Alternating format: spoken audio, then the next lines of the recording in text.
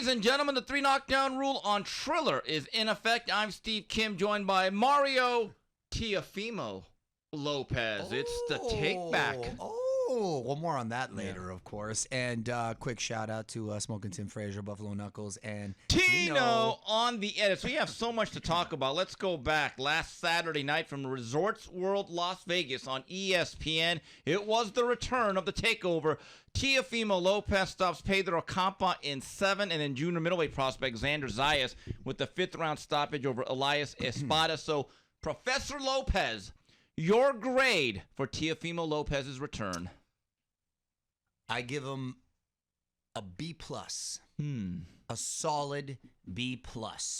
I was going to go A-, but I could see the ring rust the first few rounds, and Campa came to fight, and he was game, and he is a tough, durable dude. But once he got a little warmed up, you see why Teofimo is special.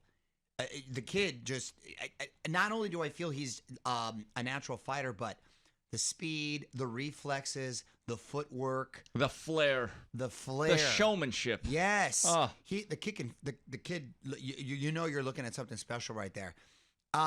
Look, on a personal, maybe just because it's my personality, I'd love if he sort of toned that down a little bit, and his antics outside of it. I don't know why all these fighters feel they have to be Conor McGregor to get attention, because he's a nice kid. When you're talking to him, he's a real nice kid. He's a real nice guy, and he's actually a humble guy. When you're talking to him off camera or outside of the ring. But it's like these fighters nowadays, and I think it's so disappointing. And I mean, I guess I see their logic, because Conor McGregor has made millions of dollars, a large part due to his personality and the way he's able to market himself.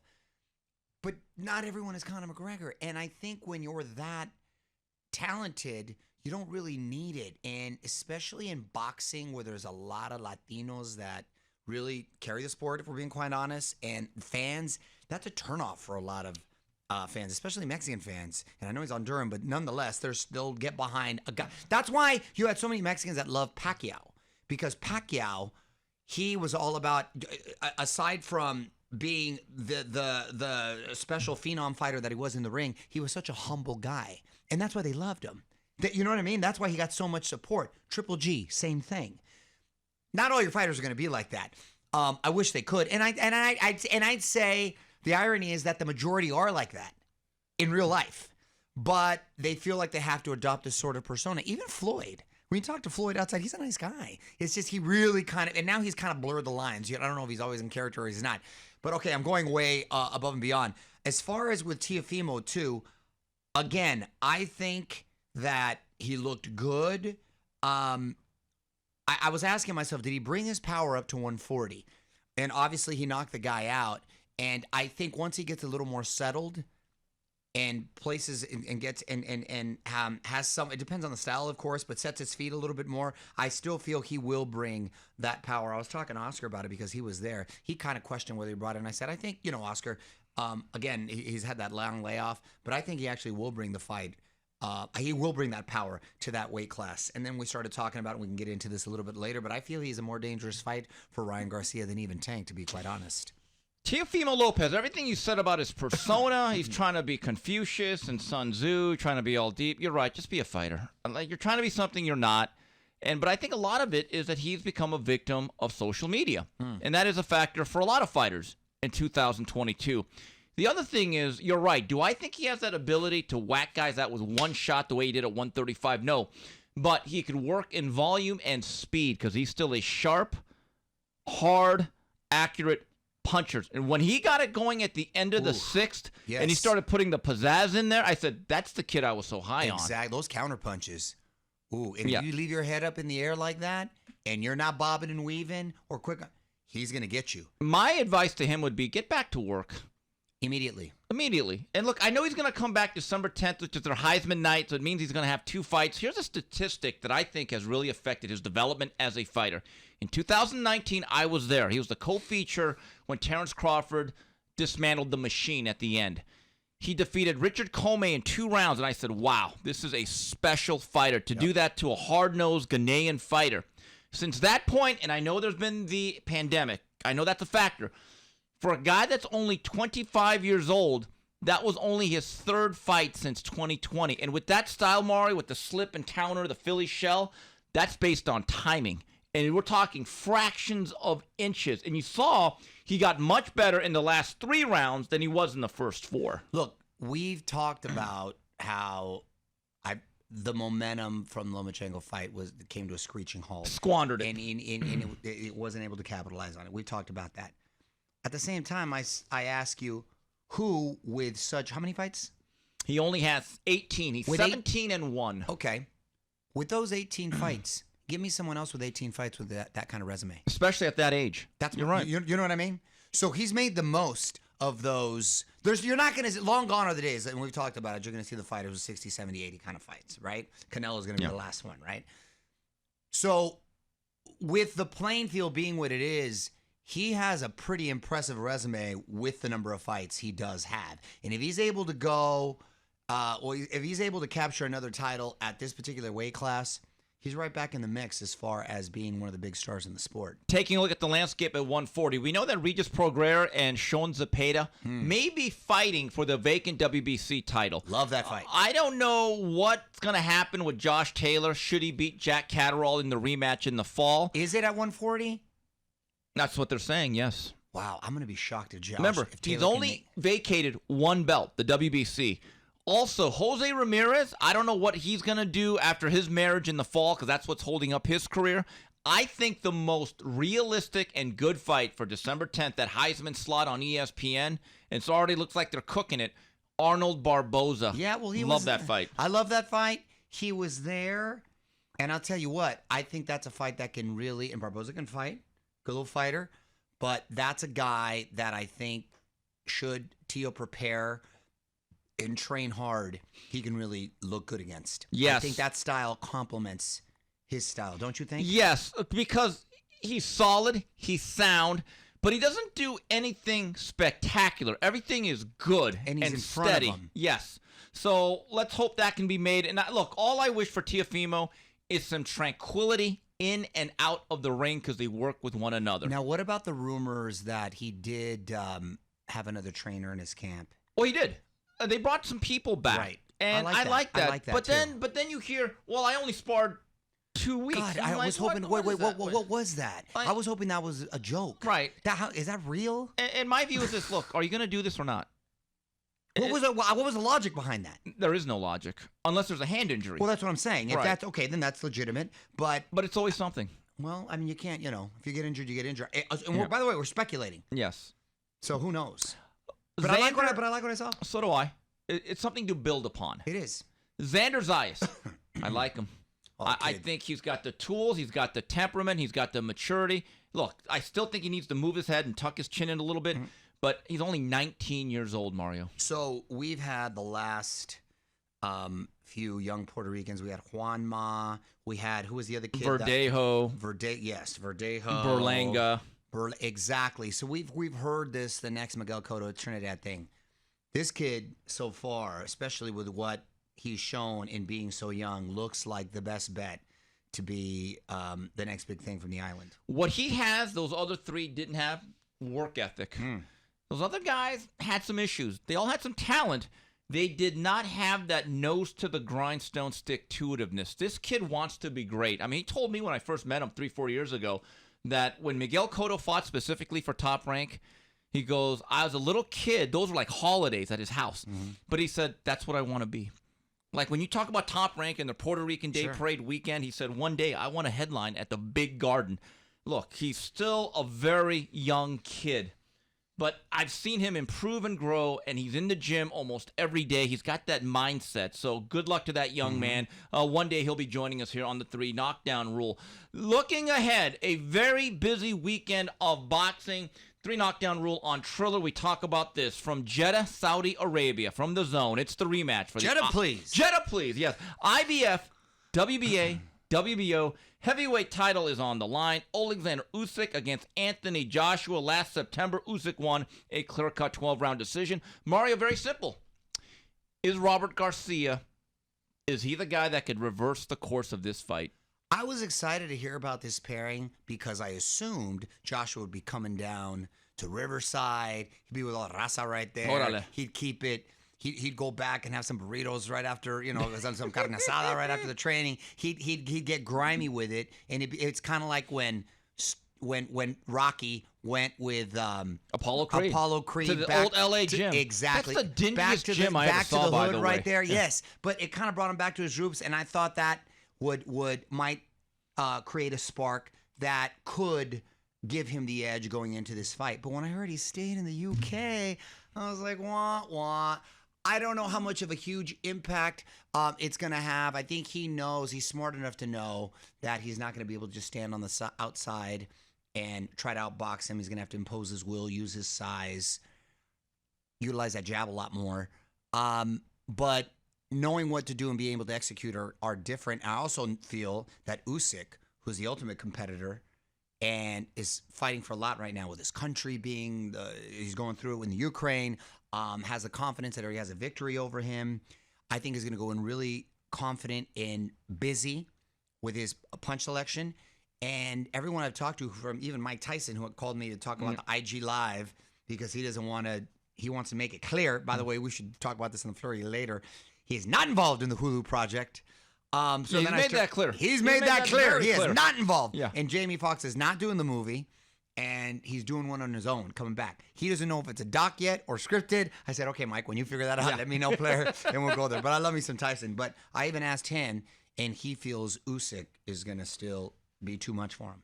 The key for Robert Garcia as a trainer, and I think this would be one of the great jobs of troubleshooting since Emmanuel Stewart came aboard for the rematch between Riddick Bowe and Evander Holyfield. I remember after that first fight, I thought Riddick Bowe was headed for all-time greatness. And when they did the rematch about a year later, I said, oh, he's got no shot. He's got no shot. But Riddick Bowe was not as disciplined, came in a little heavy. That was the famous fan man. I was at that fight. And Emmanuel Stewart told one of the great stories that when he figured out the game plan on how they were going to beat Riddick Bowe, they were at a club, and he's, oh, my God, I saw Evander can dance. Here doing all this rhythm over here, and I said, oh, my God, we're going to dance around Riddick.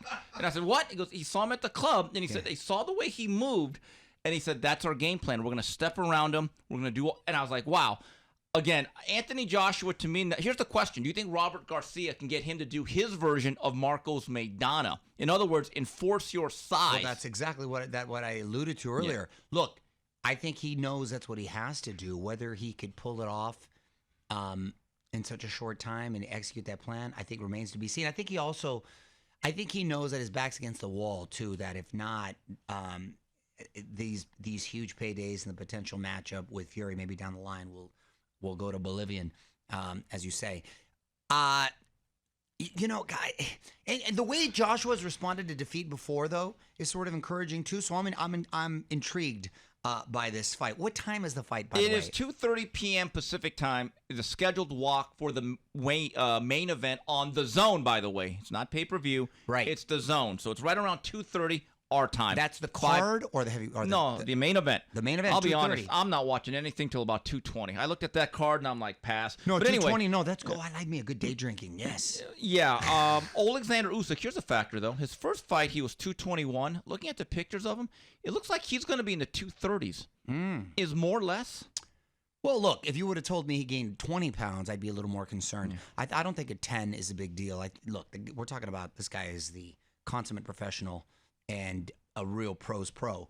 I think maybe he felt after being in there with him, just to be able, maybe with the absorption of the punches, he could use a little extra quickness meat. His biggest asset? Well, but I don't think 10 pounds is too much. If you would have told me he put on 20, I don't think. Well, look like Fury. Fury put on like 40 when he went up against Wilder. He's 6'9", though. No, I understand, but it's not like Usyk's a little guy. I don't think 10 pounds is that big of a difference. And does he look soft? No, right? He still looks pretty. He still looks in pretty shape, right? If you told me 10 pounds and he was coming in looking a little softer, then I might, So this is not an Andy Ruiz situation. No, I don't think so either. I'm going to stick with the chalk. I'm going to go with the odds, the betting odds. Yeah, what favorite. Are they right now? I think they're probably about, 2.5, 3 to 1. I'm not really a gambling for guy.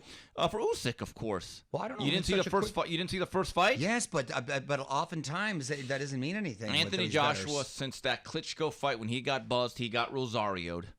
He's that fighter who gets hurt and he starts to see his own mortality. Yeah, but he's not the same. Yes, but it's not against.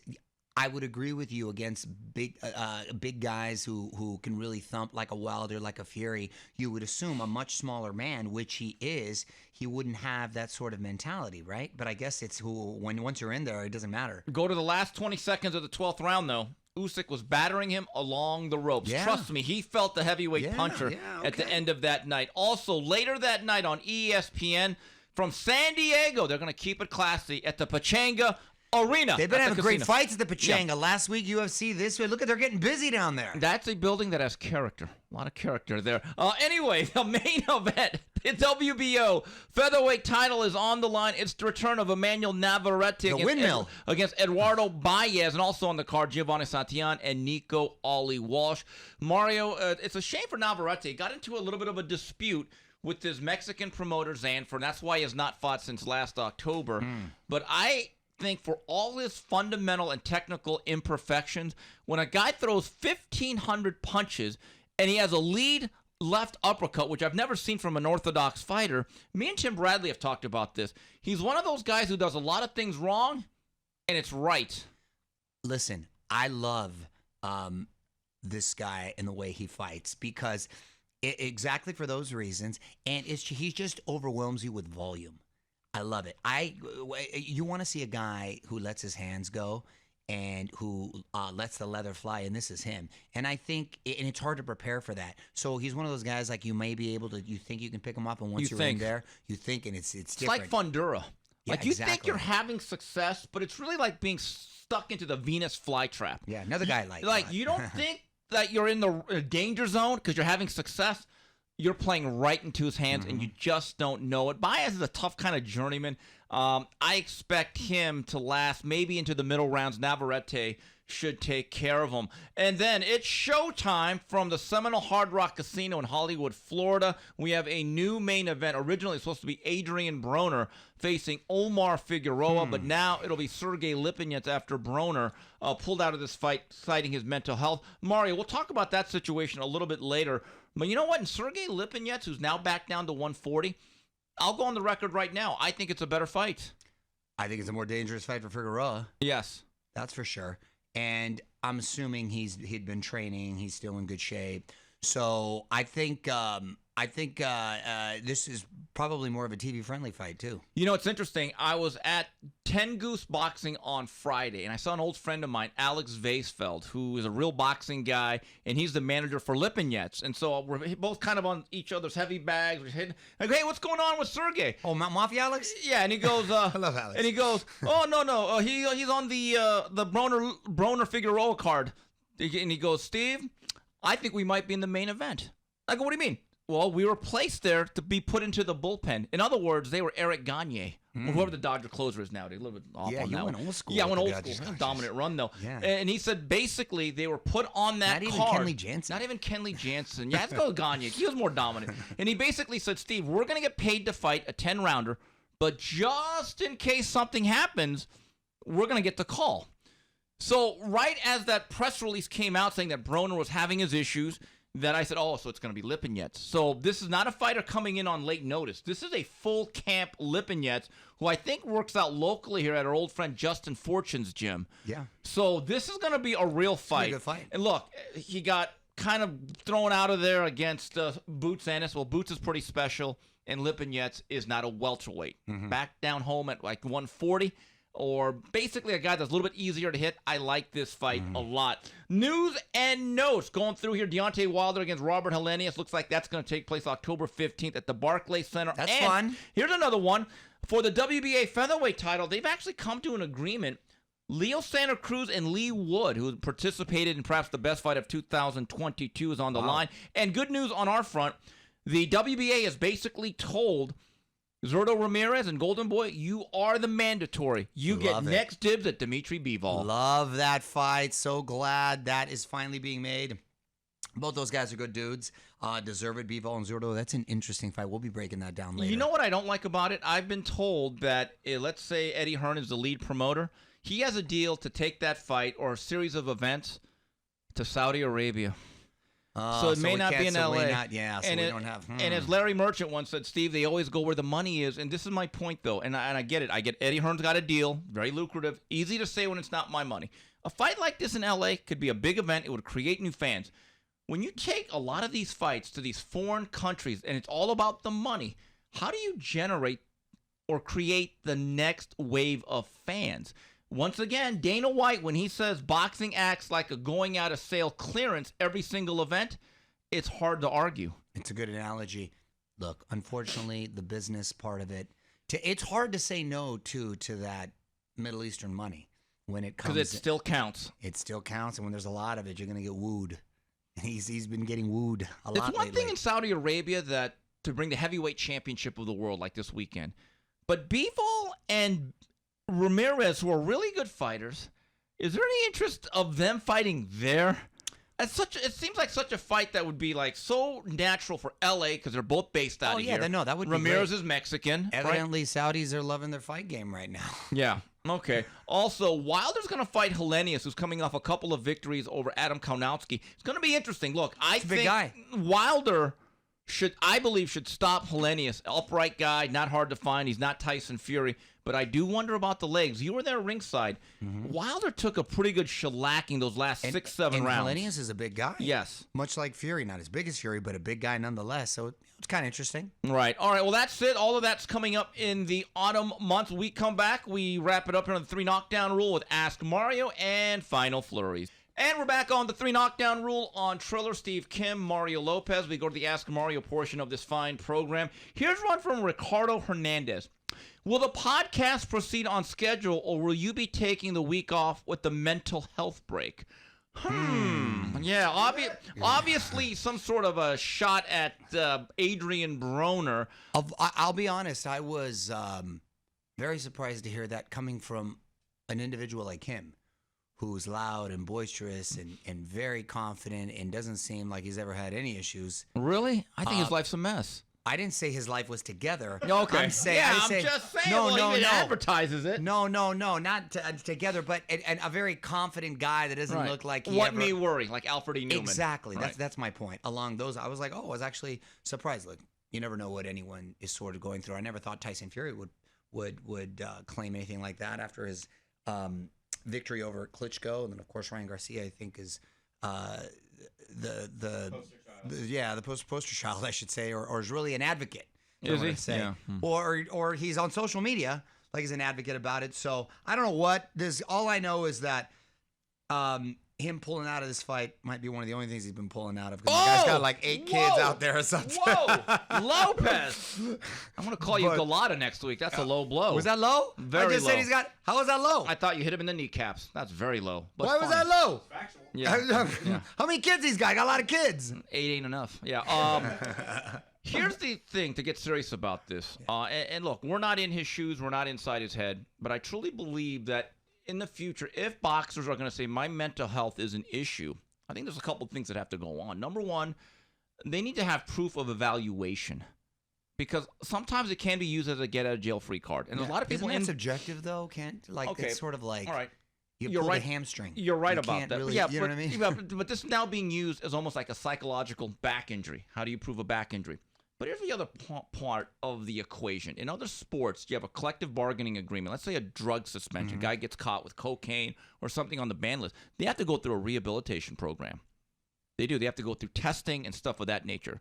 My view is this: if you really care about the fighters and the fighters are actually going through issues, don't you think, Mario, they should then be forced to say, okay, you're not going to box for a year and you're going to get into a program to clear your head for your own good? Because if you're saying you have mental health struggles, we want to help you, but at the same time, you're going to have to sit out a while.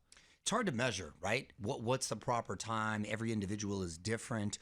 There's no union. There's no sort of guild to sort of enforce that. So in a perfect world, it makes sense. But it's become the sort of alibi. I don't want to say alibi. Pardon me. It's become a way for people to pull out of something, and you graciously sort of have to bow out because you can't try to dispute it because you're not in my shoes. How do you prove it, sort of thing? Like you said, like a back issue. So it's a very difficult. It's a slippery slope though, because a lot of people start losing a lot of money. It's kind of like when you test positive for COVID, right? That you can see, you have it. That's it. You're right. This you can't necessarily test for it, And how do you do that? By the way, have you seen the Twitter battle it has sparked between Ryan and Tank? It's probably the closest they'll ever get to fighting. Man, good stuff, though. They're jousting on Twitter. Tank keeps it real. Yeah. Tank keeps it real. And then he actually deletes tweets. Every time you see a Tank Davis tweet, screenshot that immediately. You don't know how long that's staying up. I'm surprised those young guys are still on Twitter. They're usually more IG guys. Yeah, but Tank's letting his hands go, though. Don't know when he's going to fight again, but he's letting his hands go. Here's a very interesting question from Christian. Biggest fight of your life, Mario. What's going to be your ring walk song? Well, regardless if it was the biggest fight, any fight, I'm gonna have to go with some chente. You are so Mexican. It's got to be. We gotta have a mariachi song, right? We gotta have Vamos a Rajar or Los Mandados or something. It's got to be something. It's got to be a mariachi song for sure. I would go with "Rock Me Amadeus" by Falco. I've always liked that. I like that song. I like that. Rock Me Amadeus. Falco has bars. It's like German rap, man. Are you serious? That's a quirk. I love that song. I work out to it all the time. Where's the ethnic pride? No K-pop? K-pop. Come on, dude. A little BTS, player. That's the last thing We're I going come a little out BTS. to. But I would come out to that. Rock Me Amadeus. There's an extended version. It's great. I love Falco. Come on, dude. Good movie, though, Amadeus. The movie was great. I'll give you that. Albert Alvarez says, hey, Mario, do you think Salvador Sanchez could have beaten the big three of Marquez, Barrera, and Morales? From what we saw, Sanchez, yes, who I named one of my dogs after, Salvador Sanchez Lopez, my latest little dog. He was great, and to be able to beat Nazuma Nelson in his prime with 15 rounds, from what I've seen, one would assume that he was long, lean, most relaxed fighter ever. Super relaxed. Could go 15 rounds without even breaking a sweat. Yeah, during that era, that was a very tough era too. So I would say yes. Best Mexafro since you had the Jerry curl. Honestly, it's right up there. It's in the Mount Rushmore. Both of you guys. Had a serious Both Mexafro. of you. Yeah, my guy had no product in the shit, and his shit looked the same. It looked good though. And it was tight. His last 3 victories, I think, were like Azuma Nelson, Juan Laporte, and I think another future champion. He was just ascending at 23 years old. That's always the great what if, though, of the 80s. Who would have won in 1987 or 88? Salvador Sanchez or Julio Cesar Chavez at 130? That's one of those great fights in history people debate to this day. Car accidents. Here's a question from Jeff Zimmerman, longtime listener of the 3 Knockdown Rule. Is there anyone in boxing that has had the career of Adrian Broner or like it? And although he has won 4 titles in his many divisions, his career hasn't been Sandy Koufax-like, short but sweet. It has been mostly upside down, it feels. Is he a Hall of Famer of a career as he claims? That's a good question by Zimmerman. And you forget that he's won 4 titles. Because of his antics, and I think he's more defined by the antics. Well, not only the antics, but I would, the losses, the Maidana one. With the losses with the Maidana, with Pacquiao, I think those have overshadowed his accomplishments. That with the antics. Here's my view: you can win various weight class championships, but then if you're a voter who really takes that job seriously, you have to delve deeper and ask, was he ever the best in any weight class? Like when you look at Lomachenko at 26, 30, and 35, it was the consensus he was number 1. Terrence Crawford at 35 was probably the best lightweight. At 40, he flat out cleared it out. At 47, a lot of people still think he's number 1, even though only he has 1 belt. So you're like, wow, that's real stuff. I'm not so sure you could ever say that about the Problem. And I'm a guy, I enjoyed him. I thought he was a character. Oh, I like him as a amusing. Character too. And you know what? He was impressive when he was a lightweight. But he was never the same after Maidana. He got Rosarioed. That's true. Another case. I love that fight. That fight was so great. I was there. That was San Antonio, right? Wasn't it San Antonio? Yes, it was absolutely stunning because they thought there was no way we're going to lose this fight. First round, he kind of got close. You're like, ooh. Second round, when he hit him with that hook, and then when he went, you could almost see it going down in pieces. Yes. And then you're stunned. Those are some heavy hands. Remember those antics? And he tried to like hump him in the corner. Yeah. And then Maidana was not intimidated at all. That's the very definition of comeuppance. That was the best. Here's a question from Dark Prince. Hey guys, despite Fury announcing his retirement and vacating his ring title and altering the WBC, alerting the WBC that he plans to do the same within their belt, some quote-unquote boxing media refuse to acknowledge or accept his retirement. Should they, or are we to believe he's just joking? Well, he's coming across like the boy who cried wolf. now. What did we talk about all last these week? tens. Last Yeah. week he had me believing he was going to fight Chisora, and I said, wait, I didn't take my own advice. I took him seriously on that. I know. I don't know why he's doing this. He doesn't need to. And now is he just like trolling? And now Is he, he's like, doing trolling? videos where he's boxing, talking about know. how he would beat Usyk. And I'm like, wait, I thought you were retired. Yeah, like what's going on? Who's zooming who? Who's zooming who? Yeah, Patty LaBelle, right?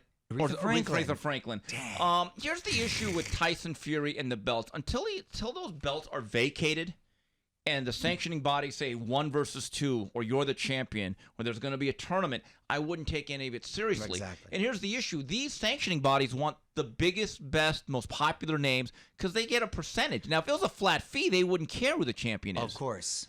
So I don't think I think he's keeping himself sort of in the news and He's good at it. creating buzz, especially with Joshua Usyk. I don't know if he plans on being there. I think that could be very telling, but I don't think it's the last we've seen of Fury. I believe that if he does not fight the winner of this rematch coming up on Saturday, it is a black hole in his resume. I don't know. I don't think he has to prove anything No, else. well, But wouldn't you like? We need to I'd see like to these see fights. it. I don't know if I'd say a black hole though. And here's one from Clay Stevenson. Hey, Mario, I know that Oscar has plans to move to Vegas. Does he plan to relocate Golden Boy Promotions as well? Few people moving to Vegas. A lot of people moving to Vegas. My buddy was you trying blame to him? recruit me to Vegas. Well, don't right move to there. Vegas. No, don't do that. No. I don't want. Yeah, exactly. But seriously, I was like, hey, listen, and I like it. And it's great. Yeah, it's a little hot for me. Better right place to visit than to live, in my view. there. I agree. Well, there's a lot going on outside of the strip though too. There's actual communities and stuff there. No plans to move Golden Boy there. And remember, Vegas is only a 45-minute flight here from LA, and you can actually drive it in 4 hours? Yeah. So, what's the quickest you've ever made that drive? 3 hours and 45 minutes. I was doing Mario Andretti. Man, Yeah. Now they got planes that go like this and show you the police, and they go. So it's not the long commute, but no, it's not too far as to where you're uprooting everything. You can still kind of run your businesses, save a lot on taxes there. Yes. Going to the final flurries edition of this fine program. Mario, this past Thursday, I went out to Santa Monica, saw an old friend, Larry Merchant. I love me some Larry Merchant. Talked about some boxing, wrote a column on, he still follows boxing. Funny story. So me and Mario are eating lunch. And Larry. some random, oh, sorry about that. Yeah, so we're eating lunch, and some random guy comes up and he sees us because we're eating in a patio area on the sidewalk on Ocean Avenue. Some guy goes, hey, Steve, big fan of the 3 knockdown rule. Really? And I go, oh, and he goes, oh, yeah, and Fearless too. Love that show. Thanks, Steve. I was like, hey, thanks. I made the lunch. Also Larry, too. You're a celebrity. No, but we're going worldwide. We're big in Santa Monica. I love We're it. big in Santa Monica. I love it. Your kids are now off to school, and you know what? I feel bad for them. I'll tell you why. Of course, I feel bad for them too. I remember start next Monday. In August, though? I remember This is un-American. We used to at least have like 1 or 2 weeks of football before Right. watching school. It was always like mid-September, We wasn't always it? got at least till Labor Day weekend. Yeah. Listen, I'm not mad they're starting school early. If you have kids, you want to get them out of the house. But it is sooner and sooner. I don't like to rush summer, but it is sooner and sooner that these kids are starting Now, school. do they get off in May, though? Do they get off earlier? Is that the way it works? No, I think they go to like June. So Wait a minute. So they're getting less vacation days? they're getting nice vacation. Hey, listen, if you compare us to the rest of the world, these kids need to stay in school. I still remember throughout high school and even junior high, I love the fact that the first 2 or 3 weeks of football, you'd watch it, and the teams were always 2-0 or 1-1 going into the first day of school. And now you're like, it's so depressing. Like sometimes I'll be at the office or I'll be at home watching, and it'll be like July 17th, just watching TV, and all of a sudden, all right, back to school sales at Save-On or Thrifty, and I'm like, wait, what? Okay, I'm like, whoa, back to school sales. Dude, they're already having Halloween sales. Yeah. Halloween sales. It's not even Labor Day yet. Yeah. Pretty soon, we're gonna have to put the Christmas tree up. Happy New Year! It's all coming like this. But as a kid, I used to dread hearing those words, back to school I sale, know. because it was like Jaws. Don't. So listen, And I'm like, whoa, wait a minute. So that meant that was late August. But when you're seeing those commercials in mid-July, that's depressing. I'm gonna tell you a quick story. So my kids are starting a new school, right? I go meet the principal. I'm not gonna say the name, or I'm not gonna say the school. Long story short, I said, hey, do you happen to have a father-daughter dance? Because that was always the highlight for me and my schools, the other school. So the dads really like it. And it's like a poignant moment. You get great pics. My daughter's bonding, blah, blah, blah. He said, we don't. I said, wow. I said, well, I'd be willing to sponsor that, to do that. I like I that. thought it'd be nice. I mean, what could it be? You get a DJ, get some pizza, whatever, right? You get to use the school auditorium. So she's, oh, that's very nice, Mr. Lopez. Let me get back to you. So she sends me an email, and she says, Mr. Lopez, basically something along these lines. Thank you so much for offering to sponsor the father-daughter school dance. That's so nice of you. Before I make it official, how long do you plan on sponsoring it? Being that Gia's only here for the next 3 years, I wouldn't want to initiate something without being able to continue it as a tradition. Bleeding you. I'm assuming you'd want to continue. Please let me know your thoughts. I'm like, is this a shakedown? Yeah. So she wants me to continue to sponsor this thing after my kid's gone. I haven't even she hasn't even stepped foot in the school. We don't have one with. That's shady, right? 2 words.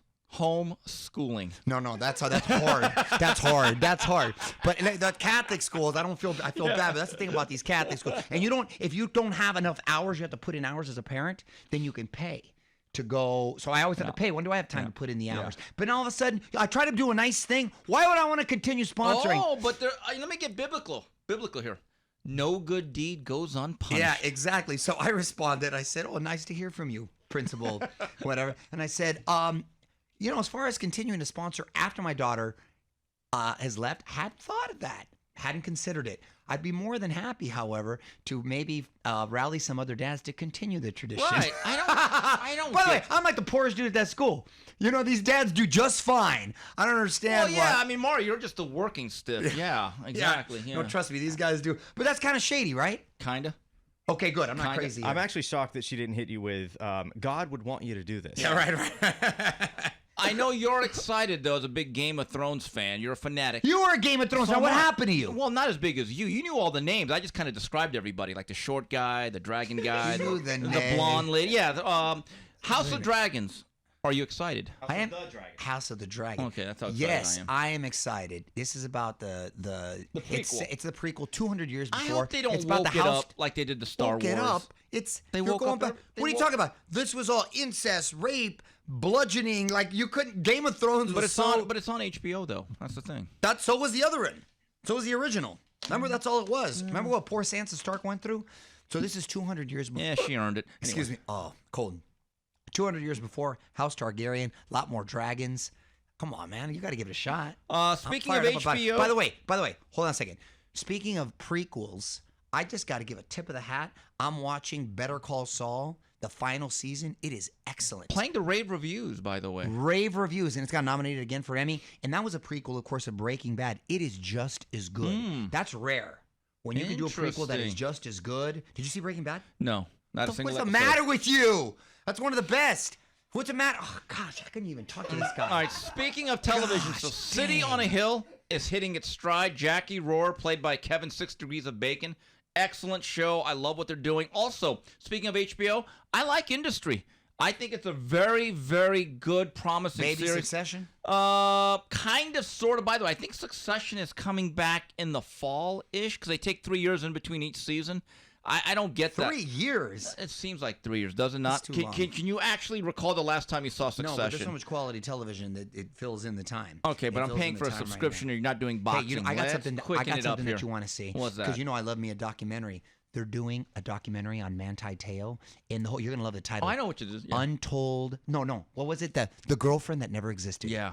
That's it. And they got the person that catfished him, who was a dude who's now a transgender, and they catfished Manti, and they got Manti, and they got the dude, and they're going and reliving it all. I forgot how wild that was. Yeah. Remember he was playing the national championship. His grandfather died the same day as his fake girlfriend died. Everybody thought he was faking it, or that he was, you know what I mean? He was making it up, and the whole thing. Do you remember that whole situation? It was the 2012 football season, and Manti Te'o. Tell me you don't want to watch that doc. Came this close to winning the Heisman. I know. That's right. He was up for the Heisman. Could you imagine what a scandal that would have been? It was still a pretty big scandal because he was a Heisman runner-up and he was playing in the national championship at Notre Dame. Who gets more love than Notre Dame? And anyway, I was meaning to tell you that actually comes out. It comes out today on HBO. It's a doc. That's going to be good. The girlfriend that never existed. And they got the catfisher himself or herself. Transition. That is on the thing. That's going to be great. I want to see it. Former Charger. I know. Did he? Pardon me. How long was a career at Manti Te'o? He played about 6-7 years. Okay. Yeah, career was decent. Okay, yeah, decent. Okay. Anyway, I thought you'd like that one. Yes, that's something I would be interested. All right, well, that's it for this week's edition of the 3 Knockdown Rule on Triller. On behalf of Mario Lopez, Smoke and Tim Frazier, Justin Buffalo Knuckles, and Tino on the edits. Goodbye, everybody.